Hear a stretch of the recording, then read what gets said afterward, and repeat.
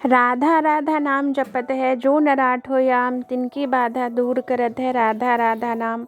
राधे राधे, जय श्री कृष्णा। आप सभी का बहुत बहुत स्वागत है आपके अपने चैनल अन्नपूर्णा की रसोई 36 में। तो दोस्तों, आज की इस वीडियो में मैं आप लोगों के साथ आने वाली सफला एकादशी का पूजन विधि शेयर करूंगी। सफला एकादशी के दिन हमें विष्णु जी के रूपों की पूजा कैसे करनी चाहिए, ये सारी चीज़ें आप लोग के साथ शेयर करूंगी। तो चलिए स्टार्ट करते हैं दोस्तों आज का ये वीडियो। तो दोस्तों, जैसा कि इसके नाम से ही स्पष्ट रूप से हम सुन पा रहे हैं, इस एकादशी का नाम है सफला एकादशी। तो इस एकादशी का व्रत करने से हमें सभी कार्यों में सफलता मिलती है, हम हर क्षेत्र में उन्नति करते हैं। इस व्रत को करने से हमें अश्वमेध यज्ञ के बराबर फल की प्राप्ति होती है। हम सभी को अपने जीवन में एकादशी का व्रत जरूर रखना चाहिए। इन एकादशी व्रत को सभी व्रतों में श्रेष्ठ माना गया है और इस दिन भगवान विष्णु के रूपों की पूजा की जाती है। तो लड्डू गोपाल जी जो हैं वो हमारे विष्णु अवतार हैं, विष्णु जी का ही रूप माने जाते हैं। तो इस दिन हमें लड्डू गोपाल की सेवा बहुत अच्छे से करना चाहिए। सुबह सुबह स्नान कर लेना चाहिए, स्वच्छ वस्त्र धारण कर लेने चाहिए। इसके बाद आपको मन ही मन में लक्ष्मी नारायण के मंत्रों का जाप करना चाहिए। इस दिन किसी की चुगली बुराई, किसी की भी निंदा नहीं करना चाहिए। तो चलिए मैं स्टार्ट करती हूँ आज का ये पूजन विधि आप लोगों के साथ। तो सबसे पहले हमें लड्डू गोपाल के स्नान की तैयारी करनी है। तो जैसा कि आप सभी को पता है, सर्दियाँ स्टार्ट हो चुकी हैं, तो आपको लड्डू गोपाल के स्नान के लिए गुनगुने गर्म जल का ही इस्तेमाल करना चाहिए। और सबसे पहले हम वातावरण को सुगंधित करेंगे, दीप जलाएंगे, धूप जलाकर वातावरण की हम शुद्धि करेंगे। तो इस तरीके से सबसे पहले मैं यहाँ पे धूप जला ले रही हूँ। इसके बाद हम स्टार्ट करेंगे अपने लड्डू गोपाल का स्नान। तो सबसे पहले मैंने एक कांसे की थाली ली है, इसमें अष्टदल कमल बना लिया है। तो इस तरीके से लड्डू गोपाल के स्नान के पहले हमें अष्टदल कमल बना लेना है। इसमें तुलसी पत्र, कुछ पुष्प सजा लेने हैं। आप चाहें तो इसकी जगह स्वास्तिक का भी चिन्ह बना सकते हैं। और हम दिए को जलाते हैं। तो कोई भी पूजा पाठ जब हम भी स्टार्ट करते हैं तो हम कलश की स्थापना करते हैं। तो इस तरीके से मैं यहाँ पर ये दिया जला ली हूँ और हम कराते हैं अब अपने लड्डू गोपाल का स्नान। हरे कृष्ण कृष्ण कृष्ण हरे हरे, हरे राम राम राम हरे हरे। तो दोस्तों, जैसा कि हम कोई भी पूजा करते हैं तो सबसे पहले गणपति जी का पूजन किया जाता है। तो सबसे पहले हम गणेश जी को स्नान करवाएंगे। ओम श्री वक्रतुंड महाकाय शूरकोटि समप्रभा निर्विघ्नं कुरु मे देव सर्वकार्येषु सर्वदा। तो ये हमारे गणपति जी का स्नान करवाएंगे, मंत्र उच्चारण करेंगे। इसके बाद साफ स्वच्छ वस्त्र से हमें गणेश जी को अच्छे से पोंछ लेना है। तो ये हमारे गणेश जी का स्नान हो चुका है। इसके बाद हमें शिव जी को भी किसी भी पूजन में सबसे पहले गणेश जी, शिव पार्वती की पूजा होती है। तो ये हमारे शिव जी हैं, इनका भी स्नान करवा लेते हैं। कर्पूर गौरम करुणावतारम संसार सारम भुजगेंद्रहारम सदा वसंतन हृदयारविंदे भवम भवानी शैतम नमामि। तो ये हमारे शिव जी का भी स्नान हो गया है। इन्हें भी अच्छे से हम साफ कपड़े की मदद से पोंछ लेंगे। इसके बाद ये हमारी जो लड्डू गोपाल की थाली है, इसमें हम कुछ पुष्प अर्पित करेंगे। इसके बाद लड्डू गोपाल का स्नान करवाएंगे।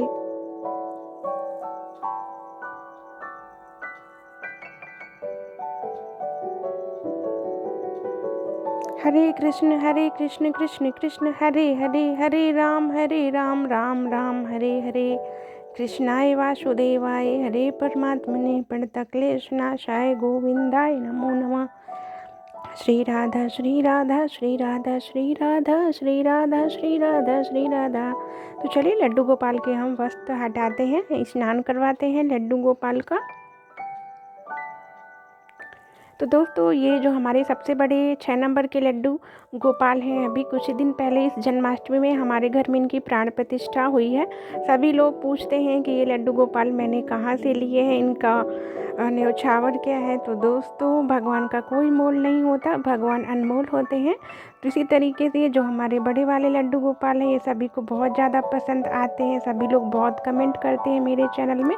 तो दोस्तों भगवान का कोई मोल नहीं होता, बस हमारा प्यार श्रद्धा है, बस हमें भगवान को हम वही अर्पित करते हैं और लड्डू गोपाल हमारे घर आ जाते हैं। तो इस तरीके से हमारे भगवान का कोई भी मोल नहीं है। तो चलिए लड्डू गोपाल को हम स्नान करवाएंगे।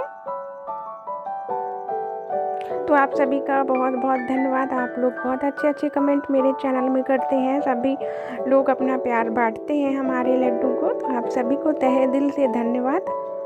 तो ये देखिए हमारे तीनों लड्डू गोपाल को मैं यहाँ पे विराजित कर ली हूँ और लड्डू गोपाल को स्नान करवाएंगे।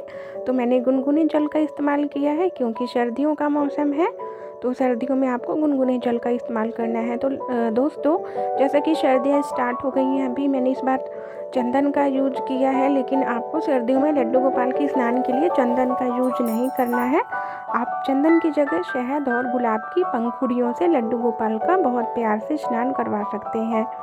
तो ये देखिए हमारे तीनों कान्हा यहाँ पे विराजित हैं, हल्की सी मसाज देंगे और स्नान करवाएंगे। तो आपको एकादशी के दिन भी किसी की भी चुगली, बुराई, गंदी बातें, निंदा नहीं करना चाहिए। आपको सिर्फ और सिर्फ भगवान की भक्ति, भगवान के नाम का जाप करना चाहिए।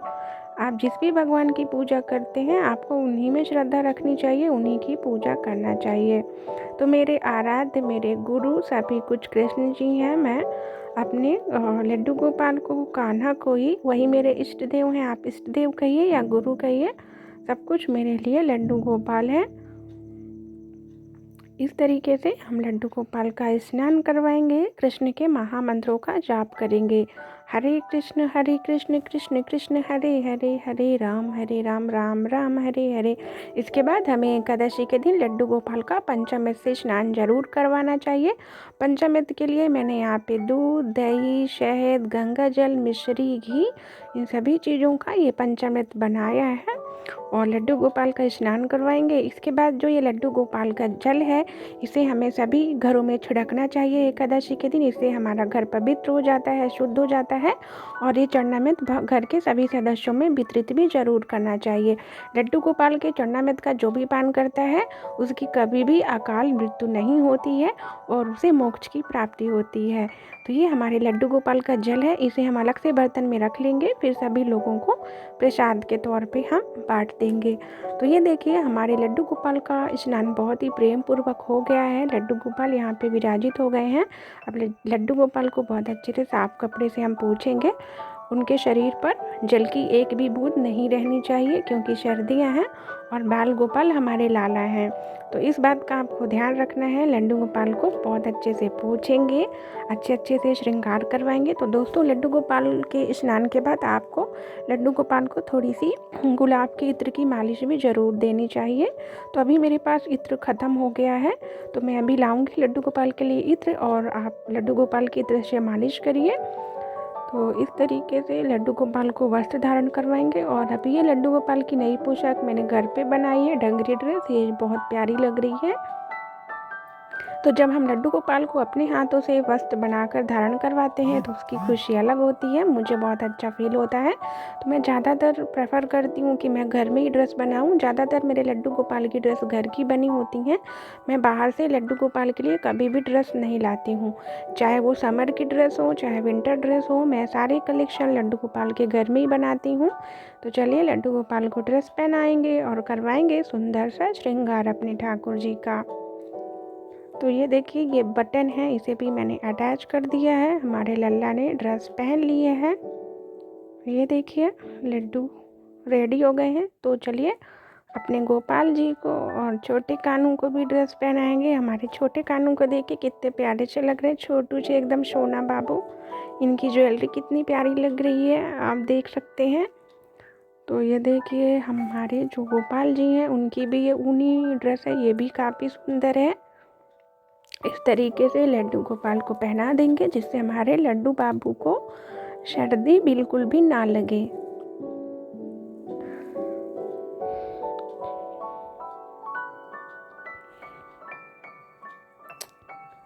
तो चलिए अपने छोटे वाले कानू को भी ड्रेस पहना देते हैं, सुंदर सुंदर सी ड्रेस, बढ़िया बढ़िया सूट। तो ये देखिए लड्डू गोपाल ने भी ड्रेस पहन ली है अपनी नई वाली। और ये अब लड्डू गोपाल का हम बहुत अच्छे से श्रृंगार करवाएंगे। उनके श्रृंगार का मुख्य हिस्सा बांसुरी और मोर पंख होता है। इसके बाद जो हमारे गणपति जी हैं, शिव जी हैं, इनको हम चंदन और सिंदूर अर्पित करेंगे। तो गणेश जी को सिंदूर अर्पित कर दिया है और यहाँ पे बेलपत्र अर्पित करेंगे, शिव जी को पुष्प अर्पित करेंगे। किसी भी पूजन में हमें गणेश जी की पूजा और शिव जी की पूजा जरूर करना चाहिए। एकादशी के दिन आपको गाय बछड़े की भी पूजा जरूर करना चाहिए। और ये हमारे लड्डू गोपाल का छोटा टेडी है, जो कि मैंने अभी लाया है, जो पिंक कलर का दिख रहा है। तो यहाँ पे लड्डू गोपाल के खिलौने भी रखे हुए हैं। तो ये देखिए हमारे तीनों लल्ला ने ड्रेस पहन ली है। अभी इनको भी हम तिलक करेंगे, श्रृंगार करेंगे। तो आपको लड्डू गोपाल की बहुत अच्छे से श्रृंगार सेवा करनी चाहिए, क्योंकि हमारे बांके बिहारी को श्रृंगार करना बहुत ही अधिक प्रिय है। तो दोस्तों सर्दियों में आपको लड्डू गोपाल का खास ध्यान रखना चाहिए। आपको कुछ देर के लिए लड्डू गोपाल को धूप में ज़रूर रखना चाहिए। और सुबह के टाइम पे आप इन्हें धूप में रखिए और शाम के समय में आप इन्हें कुछ देर के लिए हीटर के पास ज़रूर रखिए। तो मैं डेली अपने लड्डू गोपाल की डलिया में उन्हें मैं तो थोड़ा बिजी मेरा शेड्यूल रहता है, तो मम्मी लोग इन्हें 1-8 घंटे के लिए धूप में डलिया में ले जाकर रख देते हैं, जिससे कि हमारे लड्डू गोपाल को भी धूप मिलती रहती है। और सर्दियों में हमारे लड्डू गोपाल के लिए धूप बहुत ही ज़्यादा ज़रूरी होती है। तो ये लड्डू गोपाल को चलिए तिलक लगा दिया है मैंने, पुष्प अर्पित करेंगे। तो एकादशी के दिन हमें विष्णु जी को, लड्डू गोपाल जी को पीले पुष्प अर्पित करना चाहिए, क्योंकि हमारे लड्डू गोपाल विष्णु जी का अवतार हैं। तो चलिए पुष्प अर्पित कर देते हैं हम लड्डू गोपाल जी को।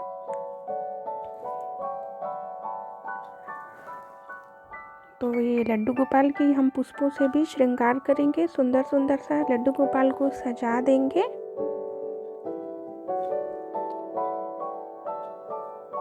तो ये देखिए हमारे तीनों माधव का बहुत ही सुंदर सा श्रृंगार हो गया है।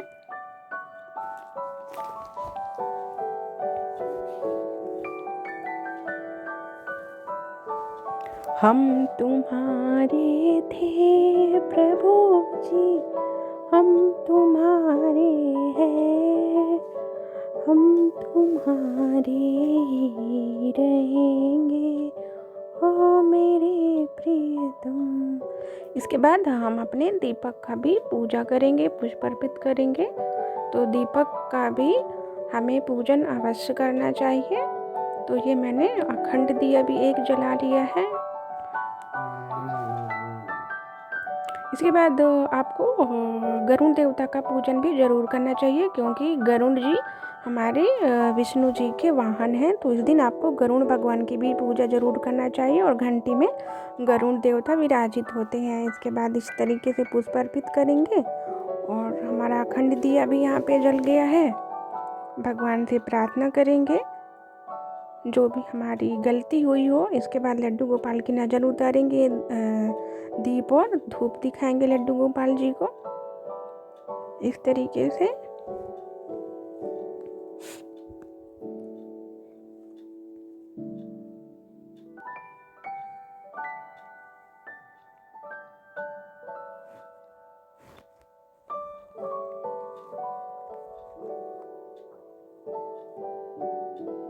तो लड्डू गोपाल की भी आरती भी मैंने उतार दी है, नज़र उतार दी है। तो लड्डू गोपाल के श्रृंगार के बाद उनकी नज़र ज़रूर उतारनी चाहिए, उन्हें शीशा भी ज़रूर दिखाना चाहिए। इसके बाद आपको कथा पढ़नी है सफला एकादशी की।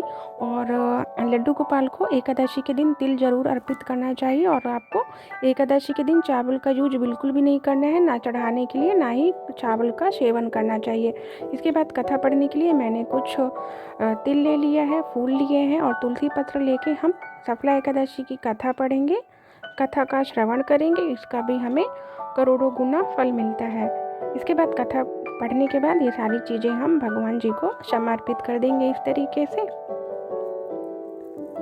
अब हम लड्डू गोपाल का भोग भी लगा देते हैं। तो एकादशी के दिन आपको लड्डू गोपाल को फल फूल मिठाइयाँ ड्राई फ्रूट्स पंचामृत इन सभी चीज़ों का भोग लड्डू गोपाल को अवश्य अर्पित करना चाहिए। तो चलिए लड्डू गोपाल को भोग समर्पित कर देते हैं। तो दोस्तों कथा मैंने पढ़ ली है, भोग लगा लेते हैं। भोग लगाने के बाद आपको इस दिन लड्डू गोपाल की बहुत अच्छे से आरती भी करना चाहिए। इसके बाद हम 3 बार जल फेर देंगे। तुदीयं वस्तु गोविंदम तुभ्यमेव समर्पितम ग्रहण तुमको भूत्वा परिषिदम परमेश्वरम। तो ये लड्डू गोपाल का भोग हो गया है, भोग लगा दिया है मैंने यहाँ पे लड्डू गोपाल को। तो दोस्तों इसके बाद आपको लड्डू गोपाल की बहुत अच्छे से आरती कर लेनी है। और एकादशी के दिन आपको लड्डू गोपाल को सबसे लास्ट में आपको हवन भी ज़रूर करना चाहिए। ओम नमो भगवते वासुदेवाय। अपनी इच्छा अनुसार आप 11, 21, 51, 108 जितनी भी आपकी इच्छा हो इस दिन आप ज़रूर हवन आपको ज़रूर करना चाहिए। तो ये था आज का सफला एकादशी का पूजन की विधि जो कि मैंने आप लोगों के साथ शेयर किया। मैं आप लोगों के साथ ऐसे ही आती रहूँगी अच्छी वीडियो लेकर। तब तक के लिए आप सभी को राधे राधे, जय श्री कृष्णा।